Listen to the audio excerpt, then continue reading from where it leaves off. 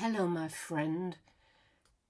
This is a video on existential freedom to mark the publication of my book, Beginning to Live, the Art of Existential Freedom. And this is the video about Albert Camus. Camus was very different to his compatriots Jean-Paul Sartre and Simone de Beauvoir, because they looked at freedom as an ethical or a political project, whereas Camus saw it as a deeply personal project, and he construed freedom as a defiant response to a world that is cold and a universe that is silent.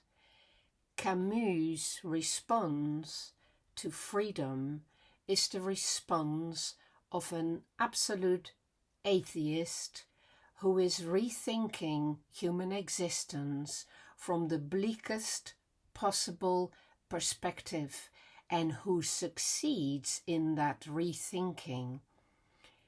That's what's most remarkable about Camus. For him, it isn't found in freedom, isn't found in escaping from the absurd. It is found by staring it right in the face. To understand freedom in Camus' terms, you have to understand how he thought about the absurd. The absurd, for Camus, is a conflict between the human longing for order, meaning, logic, all these good, steady things that give you security on the one hand, and the unreasonable silence of the world and the universe, which provides none of those things. Most people, Camus claimed, try to escape from the tension between what we long for and what is withheld from us by committing a kind of suicide, a philosophical suicide by clinging to rigid ideologies or given religions, or actual suicide by saying, I'm going to live in such a way that I don't care, it doesn't matter. And so people commit slow suicide by eating wrong, drinking too much, taking drugs, not looking after exercise, basically undermining themselves in all the ways possible. Camus rejects both the rigidity and the laissez-faire. He argues that we must accept that life is absurd and learn to live with it. Now, that's a very powerful stance to take, and a pretty unique stance, although it is quite a Nietzschean stance as well. But Nietzsche was much more interested in creating a value system instead of nihilism, where a value system that overcame all past value systems. Whereas for Camus, he just refuses any of that. So in his book, The Myth of Sisyphus, which I strongly recommend you read, Camus argues that once a person accepts that life has no inherent meaning, they gain three things: the capacity for revolt, the capacity for freedom, and the capacity for passion. But you still have to find these three things. It's just now possible.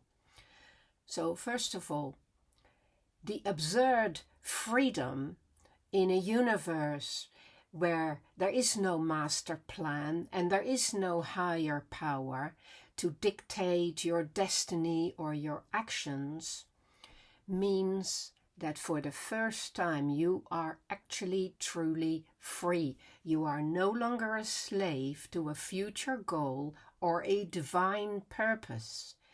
So Camus argued that actually this atheistic and absurd view of the world is what liberates you, is what gives you your existential freedom. And he compared this in various of his books to being on death row, to be like a prisoner who has been condemned to die and who suddenly realizes that the end is near. He argues that in that moment, the future disappears, and as a prisoner, you are now granted a terrifying total freedom to experience the present moment without the weight of the living forever and continuing and taking the consequences of your action. That, he thought, was really pure existential freedom. But for Camus, therefore, freedom is an act of revolt against any imposed slavery. This is why he wrote about Sisyphus, because Sisyphus was the slave par eminence. He was condemned to push a boulder up a hill for eternity with no reprieve, no let up. It would just always roll back down, and the next day he would have to start again. For Camus, he was the ultimate hero for freedom. Why? Because he knows his struggle is futile. Yet he continues anyway. He has existential courage. His revolt is his refusal to be crushed by his fate. He says, and I quote, "The struggle itself toward the heights is enough to fill a man's heart." One must imagine Sisyphus happy. And he describes in great deal how Sisyphus gains his existential freedom by looking at his situation in a new way and seeing everything on his path as part of his free observation of life. And so he shows how Sisyphus is actually free and able to make the most of that situation. He describes how, because there is no afterlife or no higher meaning, the value of life shifts from it being about quality or living according to a code in the sort of right sort of way, to actually having quantity, experiencing as much of life as you possibly can, drinking it to the lee.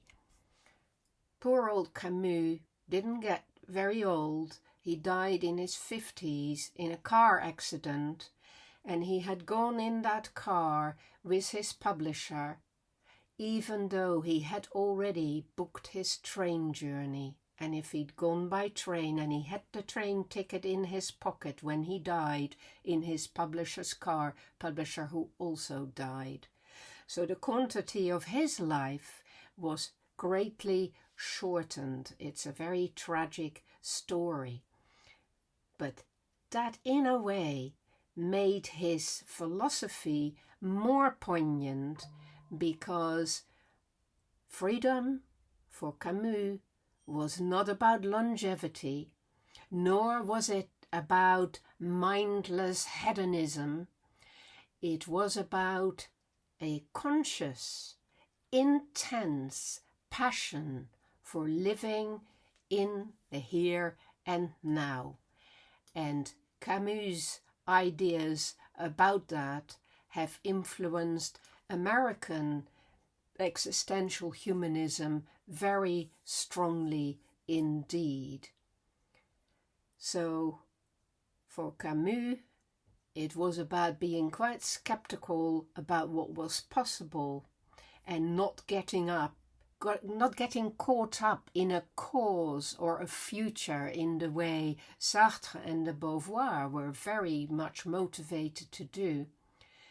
He explored freedom as being in a state of being away from all of those commitments, but with a full and deep awareness of being alive. So absurdity is what reveals your freedom, and you will become so absolutely free that your very existence is an act of rebellion.